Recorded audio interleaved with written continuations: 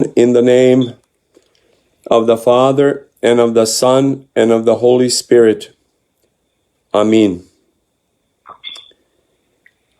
Silence your phones, please, or be in a quiet place so that there is no background noise. If you have any questions, you may ask me by sending me a text message or email.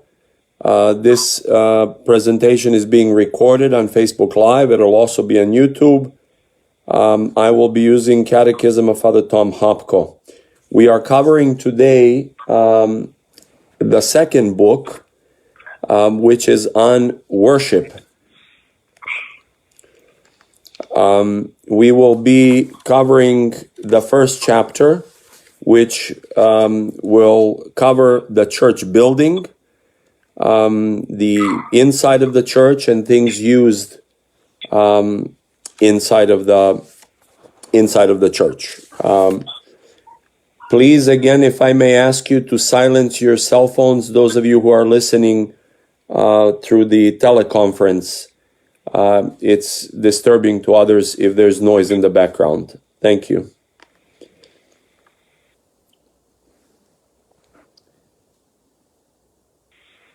All right, let us begin. When we talk about the church building, it's very important to understand that the theme of the church building and worship inside the church is basically God is with us. In other words, the whole church and everything in and around it is supposed to remind us that we are in the presence of God. So, let us begin by looking at the structure of the church, generally speaking. The structure of the church is in a way set up as an Old Testament temple, the kind of temple that God told Moses to make when he also gave him the Ten Commandments and so on and so forth. He told them specifically how to make the temple. And he told them to make the temple in three parts. The entryway where they prepared the sacrifices, then the main part of the temple, and then the Holy of Holies. In the same way, the Orthodox Church is set up, except obviously the Orthodox churches were built from the beginning in the sign of the cross. We know why in the sign of the cross, because our Lord died on the cross. Now, the church itself has also the vestibule as the temple of the Old Testament. It has the nave, and it has the Holy of Holies, or the sanctuary, or the holy altar, as we call it a lot of times. Now, just like in the Old Testament, sacrifices are also being offered in the vestibule of the church, but unique sacrifices. No blood sacrifices, mainly because Christ was the last blood sacrifice. But we still make offerings or sacrifices in the sign of a candle. We burn candles in the vestibule of the church.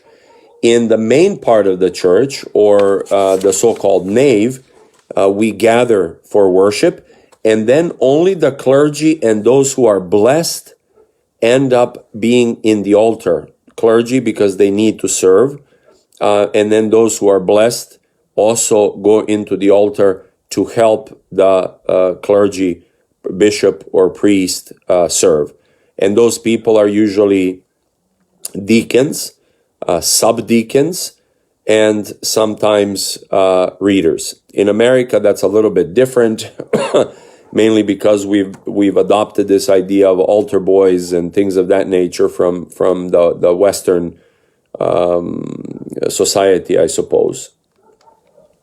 In any case, the general rule is that no one goes in there without a blessing. And if you do have a blessing, you're allowed to go there. So if anyone questions, I know a lot of times I received questions, why can't women go in there? Mainly because there is no need. But if there is a need, like in some of the women's monasteries, for example, where there's one priest and everyone else in the monastery is a woman, then obviously the bishop gives a blessing to one of those women to serve in the altar. In any case, that's the structure of the church in general. And then the Holy of Holies is really the Holy of Holies. And even the priest doesn't go in there without really doing special prayers to get into the altar. I know at our St. Nicholas Church, I've even composed some basic prayers for the altar servers, those who help out, to read before they actually get into the altar, because that is the holiest part of the whole church. And inside the altar, in the center of the altar, there is the altar table. And the altar table is considered to be the throne of God. And they say that every time an altar table is consecrated, an angel is put right next to it to guard it. And there have even been priests who have seen light shining from and around the holy table. And some of those priests were very surprised, obviously. But in any case, on the holy table, or rather, I should say, first of all, inside the holy table, when a holy table is blessed inside the altar, a piece of relics or a piece of the body of a saint is put in there. And that's basically sealed in there. And that dates back to the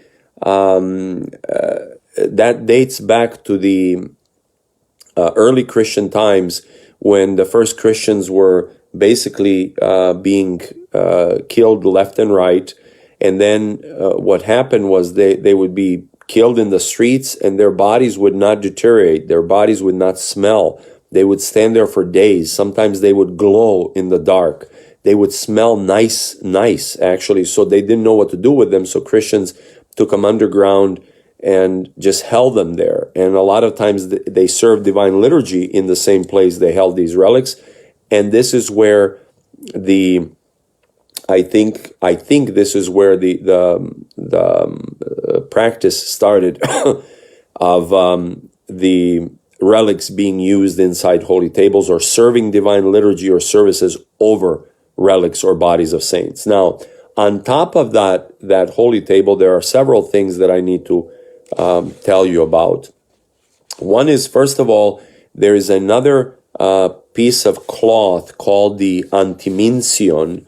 And antiminsion basically means instead of the table, instead of the holy table. In other words, this is something that it's a piece of cloth which has Christ being wrapped in a linen cloth by Joseph of Arimathea, and the myrrh bearers to be put into the grave after being taken from the cross. So this piece of cloth is unraveled during the divine liturgy, and inside that piece of cloth there's also a little bit of piece of relics or piece of the body of a saint. That's what goes on top of the holy table, which is usually covered with nice cloths. It's basically dressed in a sense. Almost like a human being is dressed, pretty much. And then on top of that cloth, or the antiminsion, the center of the holy table is the gospel, the four gospels, Matthew, Mark, Luke, and John, in one book. And the gospel is in the center of the table. Above the gospel is the tabernacle, a little church-looking type of a fixture. And inside of that tabernacle, there's a little area there where the pre-sanctified gifts are, Holy Communion that's dried up and ready to be used at any time, day or night, for people who are sick. So right now, if someone needed Holy Communion, I could go to the church, get it from the tabernacle, and take it to them immediately. I don't have to wait to serve the divine liturgy. Above that tabernacle, or behind it in a sense, is a 7 stick candle stand. What else is it called? I'm trying to figure out. It's basically that candle stand has 7 parts to it. It dates back to the Jewish tradition of the 7 vigil lamps or candle stands, whatever the case is. Now, in addition to the 7 candle stand, the 7th, I'm not sure how to say this, forgive me, the 7 candle stand there with 7 candles. It can also be replaced with 3 candles on one side representing the Trinity and 2 candles on the other side representing the 2 natures of Jesus Christ.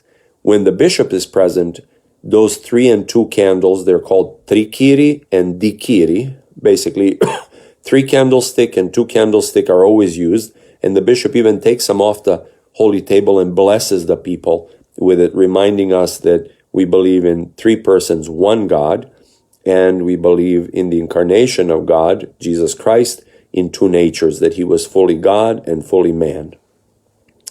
So that's what's on the holy table. Aside from that, you would find a cross and maybe a service book on the holy table. Now, left, if you're looking at it straight from the church, left of the holy table is the table of oblation. That's where everything is prepared for the divine liturgy. The bread and the wine is put there. And then on the table of oblation, we have the chalice, we have the discos on which we have the body, the bread, which later becomes the body of Christ. We have the spoon, the spear. We have a candle, at least one candle burning there. And usually there's an icon of the birth of Jesus Christ, because that's kind of during liturgy where it's considered to be both the birth and the death of Jesus Christ, the preparation of him for the birth and the preparation for him for the death. So sometimes you'll have an extra icon of the birth of Jesus, Christmas, and then other times you'll have an icon of extreme humility. Okay, that's the table of oblation for you. Now, when it comes to between the nave, the main part of the church, and the altar, there is a wall which is called iconostas. It's a wall of icons. And it's called iconostas, and it is a wall built of specific, the icons are all in a specific place for a specific reason. And please note that most of the icons, they will have a vigil lamp right in front of their face, mostly to represent the light of Christ to all of us, but also to represent and to acknowledge the light of Christ to the world, but the light of Christ to that saint that followed him. That's why he or she became a saint, in other words. So the iconostas has someone, forgive me for sharing this with you, but Father Tom, I love Father Tom Hopko very much, but this is the part that I don't agree with him on. Let's see here. What did he write here? I noted it, and I really didn't like it. He says, originally he basically says like these icon screens were small, and then they grew to be very big, and now they almost serve to divide people rather than unite people. Well, it's how you look at it. You know, I don't look at it that way. I think that big wall actually invites more for unity than disunites people.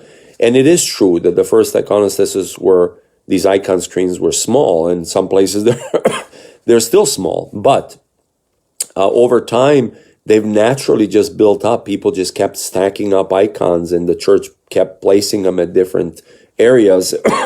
And they're very uniting as far as I'm concerned, but you could take it as you like. In any case, the iconostas, when you see it, it has the royal doors in the middle, because the royalty passes through there. First of all, Christ as the King of Kings. And then also when the bishop comes, but also when the king comes, that used to be the place where he would go through. And that's another reason these were called royal doors. On each side of the iconostas, there are the so-called deacons' doors. That's mainly because the deacons used to come and go through those through those doors, as they do to this day, because they would come into the church to serve. Now, when you look at the iconostas, you have the the doors, the royal doors, on which you usually have an icon of Annunciation, when it was announced that Jesus Christ will be born, will become a man, when it was announced to the Virgin Mary, when she became with child, basically. You also may have 4 evangelists there on the doors and things of that nature. Above the doors, you have the last, or we never call it last, we call it the mystical supper. And above that, you have the cross. This is the basic iconostas. Then on one side, you have the icon of Christ. In other words, the Christ as a judge. And then on the other side, you have an icon of the Virgin Mary with Christ pointing to him. It's also considered an icon of Christ. So one of them is considered the incarnation, him becoming a man. That's with Virgin Mary pointing to him. And the other is his second coming, when he will judge the living and the dead. And that's why he's holding the gospel in his hand. Now, next to Christ is the one who baptized him. Then next to the Virgin Mary is usually the patron saint, almost always the patron saint of that church. And then you can list them, above you could put the 12 apostles, below usually are the prophets on the bottom down there of the Old Testament. Then on the deacons' doors, they usually put either icons of archangels, angels, or deacons, holy deacons like Archdeacon Stephen. And then people can put like saints that they like in that community on the iconostas as well. That's the iconostas. Now the vestments are also very interesting, and I will pretty much finish with that. This is going to be a short lecture, if you will. Vestments are also very interesting. Oh, by the way, in the altar, I want to make sure I don't forget to say this. In the altar, there are also several other places. For example, there's a place where you wash hands. The priest never serves the divine liturgy without washing his hands. In the old days, everybody used to wash their hands and their legs in front of the church, their feet, because they'd be dusty or whatever. And then their hands, they want to make sure that they're clean. But more so, they want to make sure that they're reminded of how important it is to be clean, spiritually, more so than physically. That's why the washing. The same thing with the priest inside the altar. And then there are also other parts in the altar that we can point out another time. In any case, when it comes to the vestments, you look at a priest, for example, or a bishop. There are 2 pieces of vestments that are most important for both the bishop, the priest, and somewhat the deacon. That is the white robe that's first put on you to remind you of the baptismal robe. And then there's the actual epitrachilion, which is the stole that you put over the priest puts over his head, which is very long up front. It usually has 4 evangelists on it. It has 7 crosses on it, which represents the 7 holy mysteries of the church, which we will cover next Sunday. And then it has this river all around it. It almost looks like a river of gold or of silver or something representing the blood of Christ shed for us. And then it has these little pieces of string hanging down, so many of them representing the souls that the bishop or a priest is taking care of on daily basis. So that's what a stole represents. And a priest cannot serve without specifically this vestment. Now, all the other vestments which the bishop has or the priest has been added on, mostly for practical reasons. For example, when you have that baptismal robe and then maybe these sleeves will be hanging down. Well, then they came up with these cuffs that they put on, beautiful cuffs to tie that up. They also have a representation of things, but they're also practical. Then the other thing was, for example, the epitrachilion that you put on, which is basically when you put that on, it's like you put that thing on the horse to control it. which is exactly what that does for a priest. Soon as he puts that on, Christ is in control. The priest allows him to be in control. So, but then that robe, the petrachilion, would move around, so they would put a vest around it and tie it, so that got added on. Then what else? Let's see. Oh, phelonion was to kind of cover everything up and maybe protect it. Then the nadbedrenik, it's a diamond shaped type of a thing that older priests, that older priests wear, and that basically used to be used to wipe the tears of those who came for confession. And I know that as a priest, many times I have confession, people cry, and I have paper towels there. But back in the day, it used to be used for that. It also used to be used by the bishop to put the donations that people give to him to distribute to the poor and needy and others. The bishop also has additional vestments like the crown that was also added on because the bishop needed to look royal to represent the King of Kings, which is Christ. The staff, the king's staff, the bishop has with the cross on it. And other things, again, most of everything, including the icons inside the church, or the structure of the building as a sign of the cross, or the vestments, everything is Christ-centered, and everything is to tell us that God is with us. That's the point of the worship in the Orthodox Church, and the church structure in and outside, and everything in it and around it. I hope you enjoyed it. May God bless and keep you.